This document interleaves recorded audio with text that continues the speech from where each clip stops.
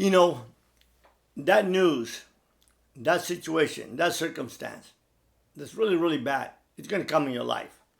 It's not whether it's going to come or not. It's when will it come. The question becomes is, how do you face it? I don't think there's a worse circumstance than the one I recently went through when after my CAT scan of my heart, they found that I had a congenital heart defect that could kill me any minute. Truth of the matter, it should have killed me before I was 30 years old. The doctor could not understand why I was so calm. The other day when I went to see him, I said, "Doc, I made it to another visit." And he says to me, "Why are you so laughing?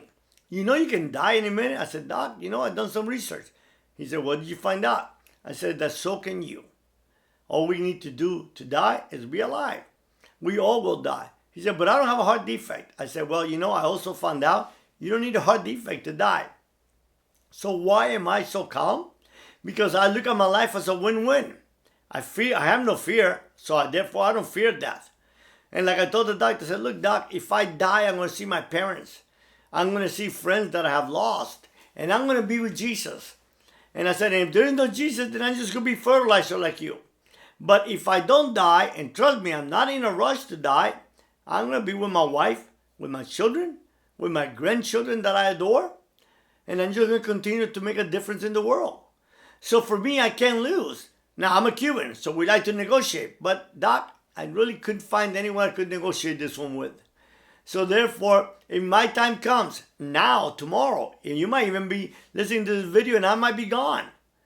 No matter when it comes, it doesn't worry me one bit. Because we will all die. This life is very, very short. What concerns me the most is that while I live in this life, I will make a difference in other people's lives so much that history will remember my name.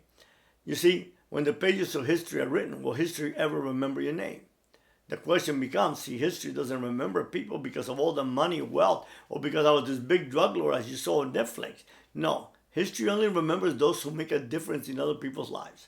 And that is my mission. And that's what I live and that's what I strive for. To live a life of purpose. A life that people say, hey, at the end of the day, George was a man of integrity. George was a man that helped everyone that he could. George was a man that had no fear. I lay on the floor of a Panamanian jail being beat to death at the age of 23. And I didn't fear dying then, so how can I fear dying today? See, for me, as a man of faith that believes in the Bible, even though I was an atheist for many years, I remember this one verse that says, for me, to live is Christ. To die is gain. So therefore, the life that I live on this earth, I live by faith. I'll paraphrase it and say, by the life I live on this earth, I live it to make a difference in the world we live. It's a hurting world. The world doesn't revolve around us. I live a great life. But trust me when I tell you that to me, the most important thing are those that are hurting. And to know that if I can make a difference in someone's life, that is my mission. So I urge you, think about it. Whenever you think that life is tough, just think about the fact that, you know what? Only reason it's so tough is because you are really focused on what you don't have instead of all the wealth that you do have. Be blessed and be strong.